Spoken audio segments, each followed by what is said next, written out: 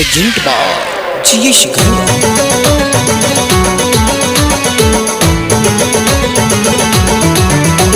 Music by Ganesh Gwalior.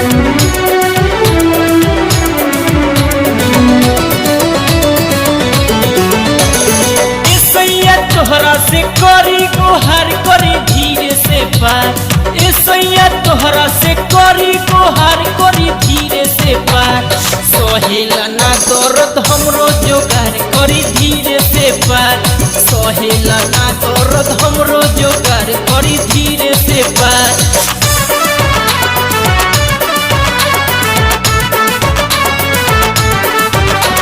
Music by Ganesh Gwalior.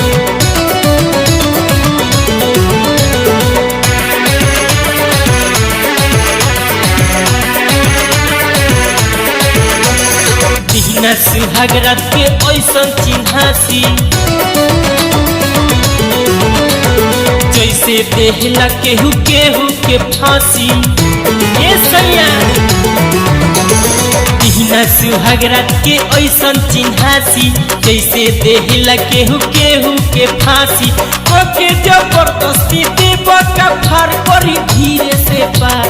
कोके जबरदस्ती देव का फार करी धीरे से पार सहेला ना दर्द हमरो जोगार करी धीरे से पार सहेला ना दर्द हमरो जोगार करी धीरे से पार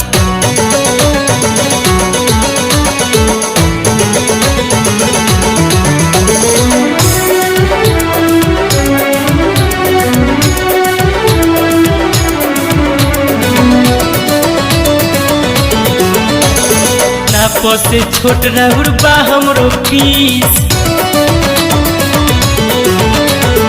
यही चलते सैया पड़त खीस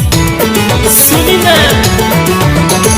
नाप से छोट राहुल बा हमरो पीस यही चलते सैया पड़त खीस छोरी मुकेश बात मानी हमार करी धीरे से पार छोरी मुकेश बात मानी हमार करी धीरे से पार सहेला ना दर्द हमरो जोगार करी धीरे से पार सहेला ना दर्द हमरो जोगार करी धीरे से पार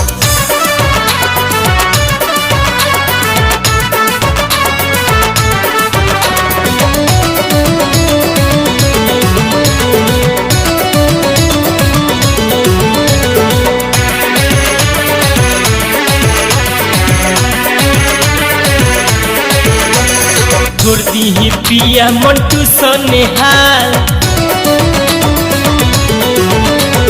दर्द के चलते भइल बुरा हाल छोड़ दी पिया मंटू सनेहाल दर्द के चलते भइल बुरा हाल नीचे के सास ऊपर रह जाला यार करी धीरे से पार